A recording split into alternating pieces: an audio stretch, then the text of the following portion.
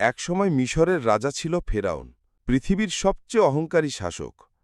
সে নিজেকে খোদা দাবি করত, কিন্তু তারই প্রাসাদে ছিলেন একজন মহান নারী, আসিয়া। সে ছিল ফেরাউনের স্ত্রী, কিন্তু ঈমানদার বান্দী।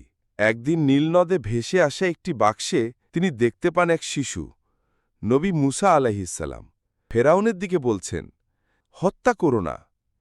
আসিয়া শিশুকে কোলে নিচ্ছেন। তিনি মুসা আলাইহিসসালামকে লালন পালন করেন মায়ের মতো। কিন্তু যখন মুসা আলাইহিসসালাম আল্লাহর রাস্তা দেখাতে ফেরাউনের সামনে আসেন, তখন আসিয়া ঈমান আনেন আল্লাহর প্রতি। আসিয়া চুপি চুপি দোয়া করছেন। ফেরাউন জানার পর আসিয়াকে নির্মমভাবে শাস্তি দেয়। আসিয়া তখন আকাশের দিকে তাকিয়ে বলেন, হে আল্লাহ, তুমি আমার জন্য জান্নাতে একটি ঘর বানিয়ে দাও। আল্লাহ তার দোয়া কবুল করেন। আসিয়া শহীদ হন। তিনি জান্নাতের নারীদের এক নেত্রী হয়ে যান।